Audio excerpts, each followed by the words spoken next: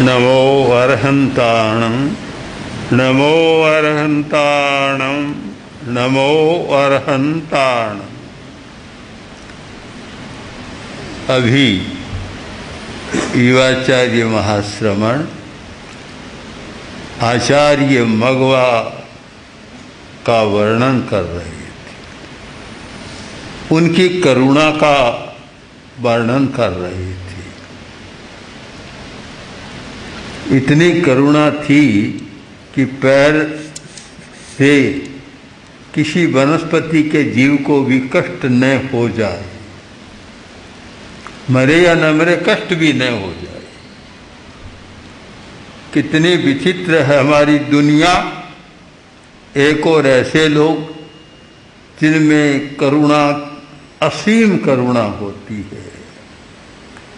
दूसरी ओर इन एक दो दिनों में समाचार पत्रों में पढ़ा कि हजारों बूचड़ खाने नए खुल रहे हैं। मांस निर्यात के लिए पशुओं को काटा जाता है। इतनी विचित्र है दुनिया और इतना विचित्र है मनुष्य जिसके बारे में कुछ कहा नहीं जा सकता।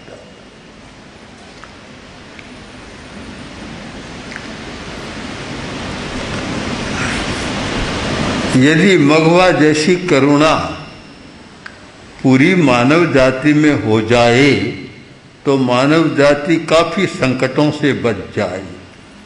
फिर न कोई आतंक की समस्या, न कोई हत्या की समस्या, न कोई कलह की समस्या, सारी समस्याएं समाप्त हो जाए। पर यह नानात्व है। एक शब्द है दर्शन का, नानात्व। सब एक रूप नहीं है, नानात्व है। बाजार में सब चीजें एक रूप नहीं, नानात्व होता है। तो वैसे मनुष्य की प्रकृति में भी नानात्व है। सब मनुष्य समान प्रकृति वाले नहीं होते, अलग अलग प्रकार की प्रकृति होती है, अलग अलग प्रकार का सारा चलता है। इसका कारण परिस्थिति और मनुष्य की मनस्थिति, दोनों कारण बनते हैं। मनस्थिति सबकी समान नहीं है और परिस्थिति भी समान नहीं है।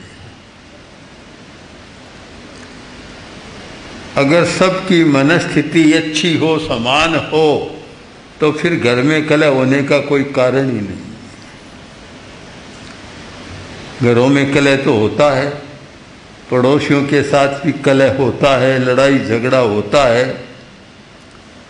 और यह तो व्यापक बात है, लड़ाई झगड़ा। छोटे छोटे बच्चे भी लड़ाई झगड़ा करते हैं।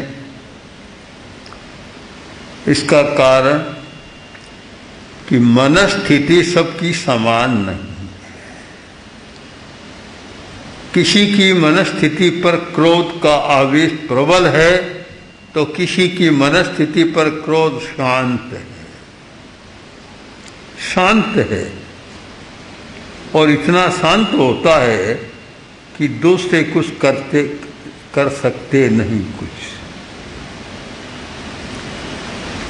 एक दिन कुछ युवक मिले और सोचा कि एक संत हैं नामदेव, महाराष्ट्र में बहुत अच्छे अच्छे संत हुए, बड़े प्रसिद्ध संत। शिवाजी के गुरु भी समर्थ रामदास संत थे बड़े।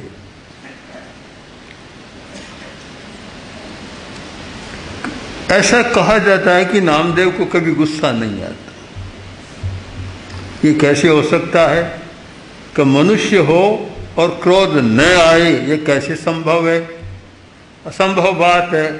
हर मनुष्य को क्रोध आता है। जब जब प्रतिकूल परिस्थिति आती है, मन के अनुकूल बात नहीं होती, तब गुस्सा आ जाता है। यह संभव नहीं है। फिर भी लोगों ने कहा कुछ भी करो, नामदेव को गुस्सा नहीं आएगा।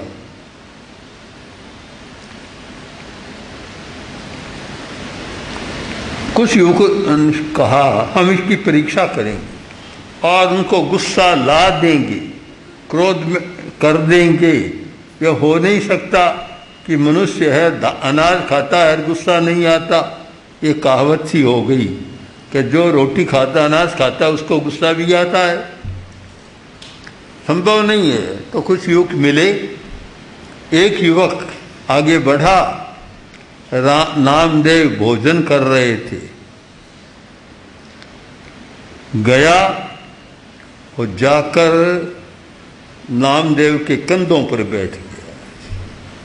वे भोजन कर रहे थे।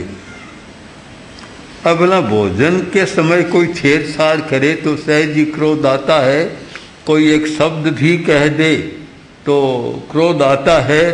और रसोई का घर तो लड़ाई का एक प्रकार से अखाड़ा ही होता है। बहुत सारी लड़ाइयाँ रसोई के घर पर होती है। बैठ गया। नामदेव ने देखा कोई आया है।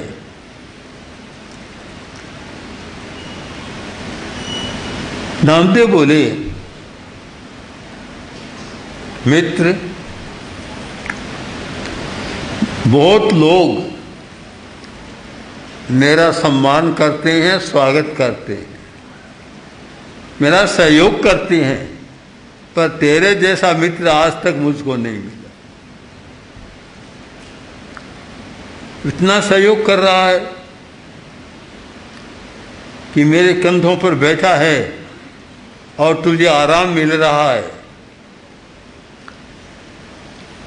कहीं क्रोध की रेखा नहीं, कहीं भ्रिकुटी तनी नहीं, हंस रहे हैं और उस मित्र के साथ बात कर रहे हैं। आखिर बैठा रहा कि आओ बैठो नीचे भोजन करो साथ में। काफी देर परीक्षा कर ली, जो करना था किया, पर गुस्सा नहीं आया। आखिर हार गया। एक नियम है प्रकृति का, हारता वही है जो नकारात्मक काम करता है।